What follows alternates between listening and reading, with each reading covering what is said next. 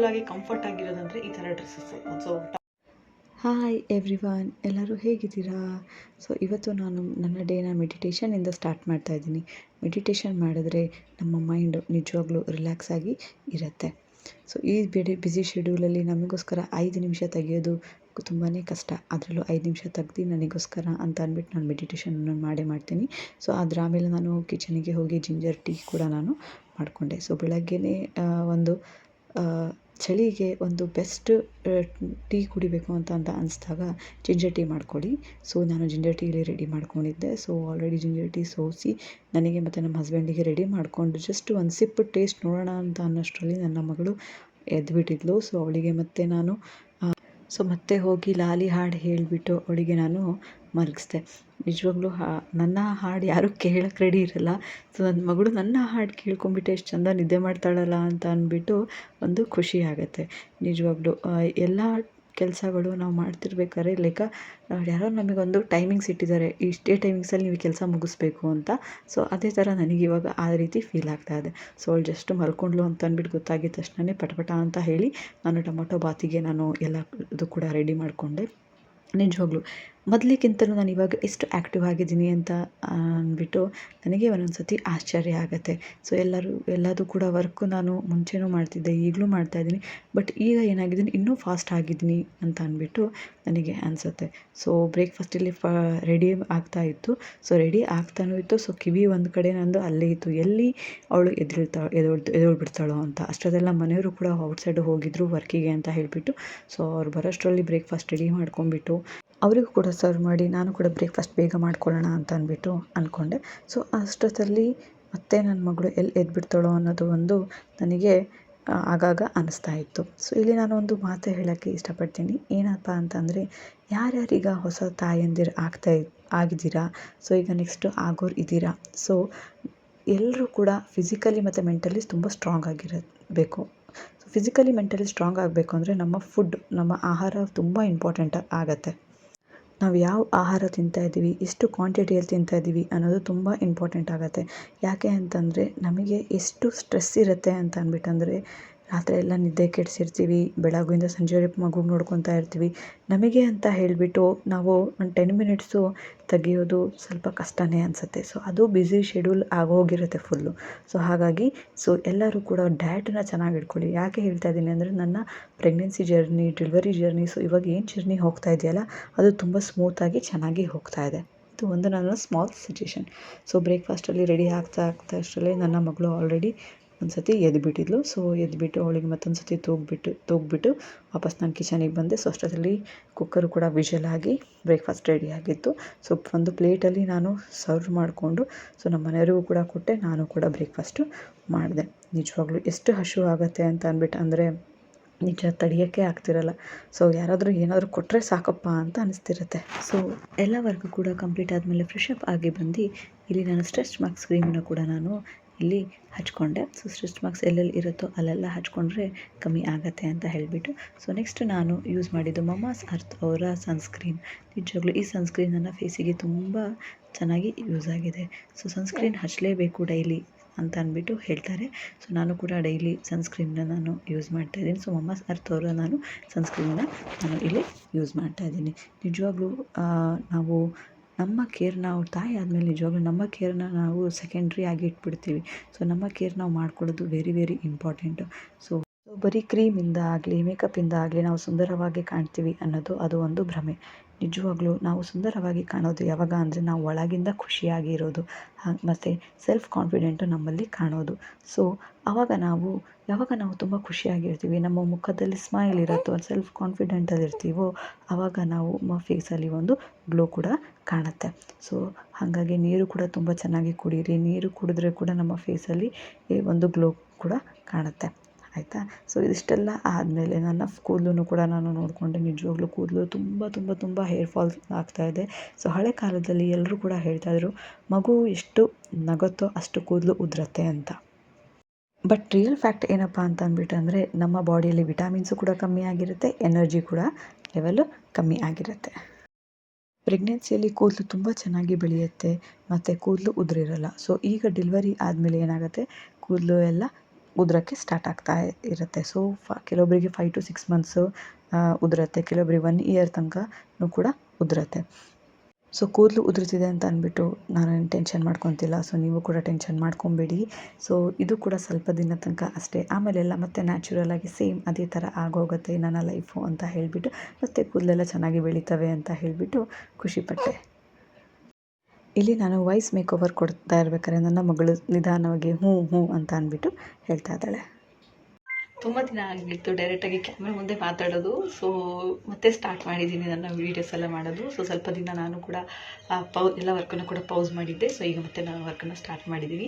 So thank you so much. ಯಾರೆಲ್ಲ ನನಗೆ blessings ಕೊಟ್ಟಿದ್ರಿ, ಯಾರೆಲ್ಲ ನನಗೆ ಸಪೋರ್ಟ್ ಮಾಡ್ತಾಯಿದ್ರು, ತುಂಬ ತುಂಬ ತುಂಬ ಥ್ಯಾಂಕ್ಸ್ ಅಂತ ಅಂದ್ಬಿಟ್ಟು. ಸೊ ಹೇಗಿದ್ದೀರಾ ಅಂತ ಕೇಳಿದ್ರೆ ನಿಜವಾಗ್ಲೂ ನಾನು ತುಂಬ ಚೆನ್ನಾಗಿದ್ದೀನಿ. ಆ್ಯಂಡ್ ಪಾಪು ಹೇಗಿದ್ದಾಳೆ ಅಂತ ಅಂದ್ಬಿಟ್ಟು ಕೇಳಿದರೆ ಪಾಪುನು ಕೂಡ ತುಂಬ ಚೆನ್ನಾಗಿದ್ದಾಳೆ, ಇಬ್ಬರು ಕೂಡ ತುಂಬ ಚೆನ್ನಾಗಿದ್ದೀವಿ ಅಂತ. ಸೊ ಈಗ ನಾನು ನಿಮ್ಮ ಜೊತೆಗೆ ಶೇರ್ ಮಾಡ್ತಾ ಇರೋದು, ಸೊ ನಾವೆಲ್ಲರೂ ಔಟ್ಸೈಡ್ ಹೋದರೆ ಬೇಬಿಗೆ ನಾವು ಏನೆಲ್ಲ ಬ್ಯಾಗಲ್ಲಿ ಕ್ಯಾರಿ ಮಾಡಬೇಕು ಅಂತ ಹೇಳಿಬಿಟ್ಟು. ಸೊ ಫಸ್ಟ್ ನಾವು ಬೇಬಿಗೆ ಹೊರಗಡೆ ಹೋಗ್ತಾ ಇದ್ದೀವಿ ಅಂತಂದರೆ ನಾವು ಎಷ್ಟು ಗಂಟೆಗೋಸ್ಕರ ಹೋಗ್ತಾ ಇದ್ದೀವಿ ಅನ್ನೋದು ವೆರಿ ಇಂಪಾರ್ಟೆಂಟು. ಯಾಕೆ ಅಂತಂದರೆ ತುಂಬ ದೂರ ನಾವು ಹೋಗಬೇಕು ಅಂದರೆ ಸ್ವಲ್ಪ ನಾವು ಬಟ್ಟೆಗಳು ಸ್ವಲ್ಪ ಜಾಸ್ತಿ ಹಿಡ್ಕೊಬೇಕಾಗತ್ತೆ. ಇಲ್ಲ ಜಸ್ಟ್ 1 hour ಟೆಂಪರಿಗೆ ಹೋಗ್ತಾ ಇದ್ವಿ ಅಥವಾ ಹಾಸ್ಪಿಟ್ಲಿಗೆ ಹೋಗಿ ಬರ್ತಾ ಇದ್ದೀವಿ ಅಂತ ಅಂದ್ಬಿಟ್ಟು, ಅಥವಾ ರಿಲೇಷನ್ ಮನೆಗೆ ಹೋಗಿ ಬರ್ತಾ ಇದ್ದೀವಿ, 1 hour ಮುಗಿಯುತ್ತೆ ಅಂತ ಅಂದ್ಬಿಟ್ಟು ಅಂದಾಗ ಸೊ ನಿಮ್ಮ ಕಂಫರ್ಟ್ ನೋಡ್ಕೊಂಡ್ಬಿಟ್ಟು ನೀವು ಬ್ಯಾಗನ್ನು ಪ್ಯಾಕ್ ಮಾಡಬೇಕಾಗುತ್ತೆ. ಸೊ ನಾನಿಲ್ಲಿ ಜಸ್ಟ್ 1 hour ಔಟ್ಸೈಡ್ ಹೋಗ್ತಾ ಇದ್ದೀನಿ ಅಂತ ಅಂದ್ಬಿಟ್ಟು ಅಂದರೆ ಏನೆಲ್ಲ ಥಿಂಗ್ಸ್ ನಾನು ಕ್ಯಾರಿ ಮಾಡ್ತೀನಿ ಅಂತ ಅಂದ್ಬಿಟ್ಟು ನಾನು ನಿಮ್ಮ ಜೊತೆಗೆ ಶೇರ್ ಮಾಡ್ತೀನಿ. ಐ ನೋ ನಿಮಗೆಲ್ಲರಿಗೂ ಗೊತ್ತಿರುತ್ತೆ, ಸೊ ಏನೆಲ್ಲ ತೊಗೊಂಡು ಹೋಗ್ಬೇಕಾ ಅಂತ ಅಂದ್ಬಿಟ್ಟಿರುತ್ತೆ. ಸೊ ಯಾರೆಲ್ಲ ನಂತರ ಹೊಸ ನೀವು ಮಾಮ್ಸ್ ಆಗಿರ್ತೀರ ಅವ್ರಿಗೆ ಈ ವಿಡಿಯೋ ನಿಜವಾಗ್ಲೂ ಯೂಸ್ಫುಲ್ ಆಗುತ್ತೆ ಅಂತ ಹೇಳಿಬಿಟ್ಟು ಮಾಡ್ತಾ ಇದ್ದೀನಿ. ಸೊ ಫಸ್ಟ್ ನೀವು ಮಾಡಬೇಕಾಗಿರೋದು ಏನಪ್ಪ ಅಂತಂದರೆ, ಫಸ್ಟ್ ನೀವೊಂದು ಬ್ಯಾಗ್ ತೊಗೊಬೇಕು. ಸೊ ನನ್ನ ಹತ್ರ ಒಂದು ಬ್ಯಾಗ್ ಇತ್ತು, ಅದನ್ನ ನಾನು ಯೂಸ್ ಮಾಡ್ತಾ ಇದ್ದೀನಿ. ಫಸ್ಟ್ ನೀವು ಹೊರಗಡೆ ಹೋಗ್ತಾ ಇದ್ದೀರಾ ಅಂತ ಅಂದಾಗ ಸೊ ಫಸ್ಟ್ ನೀವು ಬೇಬಿಗೆ ಯಾವ ಡ್ರೆಸ್ ಹಾಕ್ಸ್ತೀರಾ ಅಂತ ಅಂದ್ಬಿಟ್ಟು ಡಿಸೈಡ್ ಆಗುತ್ತೆ. ಗರ್ಲ್ ಬೇಬಿಗೆ ಇದ್ರೆ ಫ್ರಾಕಾ ಅಥವಾ ಪ್ಯಾಂಟ್ ಟಿ ಶರ್ಟ್ ಹಾಕ್ಸ್ತೀರಾ, ಅಥವಾ ಬಾಯ್ಗೆ ಶರ್ಟ್ ಪ್ಯಾಂಟಾ ಅಂತ ಅಂದ್ಬಿಟ್ಟು. ಸೊ ಹೊರಗಡೆ ಹೋದಾಗ ನಮಗೆ ಜಾಸ್ತಿ ಕೂಲಾಗಿ ಕಂಫರ್ಟ್ ಆಗಿರೋದಂದರೆ ಈ ಥರ dresses. So top to bottom full cover ಆಗಿರುತ್ತೆ. ಸೊ ಇಲ್ಲಿ ಸಾಕ್ಸ್ ಹಾಕೋ ನೀಡಿರಲ್ಲ. ಸೊ ಕಾಲು ಹತ್ರನೇ ಸಾಕ್ಸ್ ಥರ ಇಲ್ಲಿ ಕೊಟ್ಟಿದ್ದಾರೆ. ಸೊ ವೆರಿ ಕಂಫರ್ಟೇಬಲ್ ಆಗಿರುತ್ತೆ, ಕಾಟನ್ ಇಂದಿರುತ್ತೆ, ತುಂಬ ಕಂಫರ್ಟೇಬಲ್ ಆಗಿರುತ್ತೆ. ಸೊ ಇದಕ್ಕೊಂದು ಕ್ಯಾಪ್ ಒಂದು ಹಾಕಬೇಕಾಗತ್ತೆ ನಮಗೆ. ಸೊ ನೀವು ಏನಾದರೂ ಫ್ರಾಕ್ ಹಾಕ್ಸ್ತಿದ್ದೀರಾ ಅಥವಾ ಪ್ಯಾಂಟ್ ಶರ್ಟ್ ಹಾಕ್ಸ್ತಾ ಇದ್ದೀರಾ ಅಂತ ಅಂದ್ಬಿಟ್ಟು ಹೇಳಿದಾಗ ಸೊ ಈ ಥರ ಸಾಕ್ಸು ಮತ್ತು ಮಿಟ್ಟನ್ಸ್ ನೀವು ಮತ್ತು ಕ್ಯಾಪು ಕೂಡ ನೀವು ಹಾಕ್ಸ್ಬೇಕಾಗತ್ತೆ. So very important. ಯಾಕಂದರೆ ಇವಾಗ ಚಳಿಗಾಲ ಸ್ಟಾರ್ಟೇ ಅಲ್ವಾ. ಸೊ ನಾನು ಸಜೆಸ್ಟ್ ಮಾಡೋದೇನೆಂದರೆ, ಪ್ಲೀಸ್ ವೆದರ್ ನೋಡಿ ಮಕ್ಕಳಿಗೆ ಬಟ್ಟೆ ಹಾಕಿ. ಯಾಕೆಂದರೆ ಸೆಕೆಗಾಲದಲ್ಲಿ ಎಲ್ಲ ನಾವು ಸ್ಕಾರ್ಫ್ ಎಲ್ಲ ಕಟ್ಟಿ ಅವ್ರಿಗೆ ಕ್ಯಾಪ್ ಎಲ್ಲ ಹಾಕಿ ಮಿಟ್ಟನ್ಸ್ ಹಾಕಿ ಸಾಕ್ಸ್ ಹಾಕಿ ಅವರು ಫುಲ್ಲು ಬೇವ್ತಾ ಇರ್ತಾರೆ. ಮಕ್ಕಳಿಗೆ ಅವರಿಗೆ ಇರಿಟೇಟ್ ಆಗ್ತಾ ಇರುತ್ತೆ. ಅದರಿಂದ ಏನಾಗುತ್ತೆ ಅಂದರೆ ಸ್ಮಾಲ್ ರ್ಯಾಷಸ್ಸು ಕೂಡ ಸ್ಟಾರ್ಟ್ ಆಗುತ್ತೆ. ಸೊ ನಾನು ಒಂದ್ಸತಿ ಡಾಕ್ಟರ್ ಹತ್ರ ಕೇಳಿದ್ದೆ. ಸೊ ನನ್ನ ಮಗಳಿಗೂ ಕೂಡ ಶೆಕೆಗೆ ನಮ್ಮನೆ ಸ್ವಲ್ಪ ಹೀಟೇ ಜಾಸ್ತಿ. ಸೊ ಸ್ಕೂಲಿಗೆ ಸ್ಮಾಲ್ ರ್ಯಾಷಸ್ ಆಗಿತ್ತು. ಸೊ ಅವಾಗ ಡಾಕ್ಟರಿಗೆ ಕೇಳಿದ್ದೆ. ಸೊ ಅವಾಗಂದರು ಸೊ ಹೀಟ್ ಇದೆ ಅಂತ ಅಂದ್ಬಿಟ್ಟಂದ್ರೆ ಅವ್ರಿಗೆ ಕಂಫರ್ಟೇಬಲ್ ಆಗಿ ಡ್ರೆಸ್ ಹಾಕಿ ಅಂತ ಹೇಳ್ಬಿಟ್ಟು. ಸೊ ಆ ಮಾತನ್ನು ನೋಡಿಕೊಂಡು ನಾನು ನಿಮ್ಮ ಜೊತೆಗೆ ಸಜೆಸ್ಟ್ ಮಾಡ್ತಾ ಇದ್ದೀನಿ, ಓಕೆನಾ. ಸೊ ವೆದರ್ ನೋಡ್ಕೊಂಡ್ಬಿಟ್ಟು ಆ ಟೈಪಲ್ಲಿ ನೀವು ಅವರಿಗೆ ಡ್ರೆಸ್ಸನ್ನು ಹಾಕಿಸಿ, ಓಕೆನಾ. ಸೊ ಇದೆರಡು very important. So next thing is, so ನಾನು ನಿಮಗೆ ಹೇಳ್ದಂಗೆ ಸೊ ಟೈಮ್ ಪ್ರಕಾರ ನೀವು ಬಟ್ಟೆಗಳನ್ನ ಇಟ್ಕೊಬೇಕಾಗತ್ತೆ, ಓಕೆನಾ.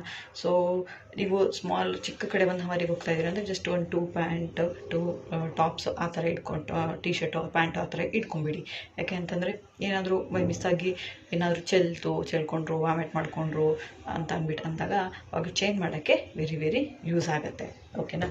ಸೊ ನೆಕ್ಸ್ಟ್ ಏನಪ್ಪ ಅಂತ ಅಂದ್ಬಿಟ್ಟಂದರೆ, ನೀವು ಡೈಪರ್ ಹಾಕ್ಕೊಂಡು ಕರ್ಕೊಂಡು ಹೋಗಿರ್ತೀರಾ. ಸೊ ಅಲ್ಲಿ ಏನಾದರೂ ಗಲೀಜು ಮಾಡಿಕೊಂಡ್ರು ಅಂತ ಅಂದ್ಬಿಟ್ಟಂದರೆ ಡೈಪರ್ ನೀವು ಬೇರೆದೊಂದು ತೊಗೊಂಡು ಹೋಗಿರಬೇಕು. ಅಥವಾ ಮಿನಿಮಮ್ ಅಂದರೆ 2 ಡೈಪರ್ನ ನೀವು ಇಟ್ಕೊಂಡೇ ಇರಿ.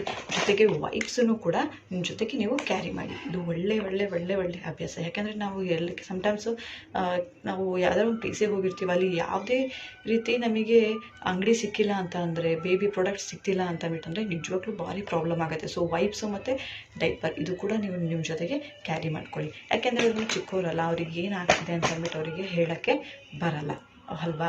ಸೊ ಹಾಗಾಗಿ ಸೊ ನೆಕ್ಸ್ಟು ಏನಪ್ಪ ಅಂತಂದರೆ, ಒಂದು ಟವಲನ್ನು ಕೂಡ ಸ್ಮಾಲ್ ಟವಲನ್ನು ಕೂಡ ಕ್ಯಾರಿ ನೀವು ಮಾಡಿ.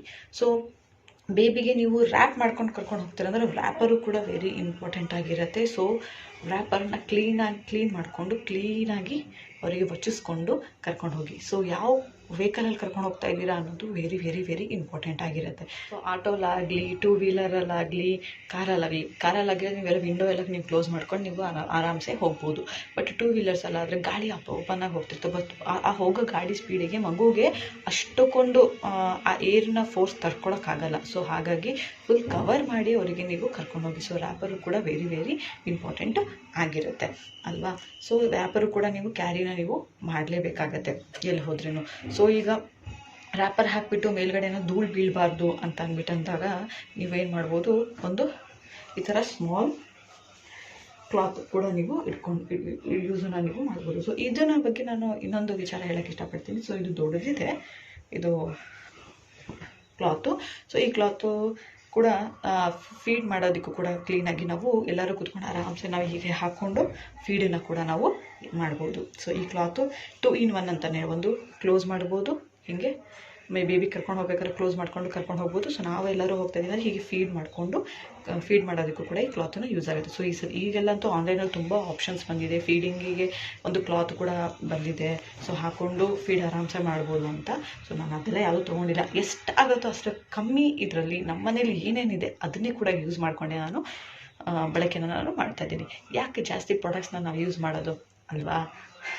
ನಮ್ಮ ಮನೆಯದೇ ಎಷ್ಟಾಗುತ್ತೆ ಅಷ್ಟು ಪ್ರಾಡಕ್ಟ್ನ ನಾವು ಯೂಸ್ ಮಾಡೋಣ ಅಂತ. ನಾನು ಈಗಲೂ ನೋಡಿದೆ ಆನ್ಲೈನಲ್ಲಿ ಕರೆಂಟಿನ ಜೋಕಾಲಿ ಬಂದಿದೆ ಅಂತ ಹೇಳಿಬಿಟ್ಟು. ನಿಜವಾಗ್ಲೂ ನಾವು ಎಷ್ಟು ಮಟ್ಟಿಗೆ ನಾವು ಮಷಿನ್ಸಿಗೆ ಅಡಿಕ್ಟ್ ಆಗ್ತಾ ಇದ್ದೀವಲ್ಲ ಅಂತ ಅಂದ್ಬಿಟ್ಟು ಅನ್ನಿಸ್ಬಿಡ್ತು ನಿಜವಾಗ್ಲೂ ನಾನು ನೋಡಿದಾಗ.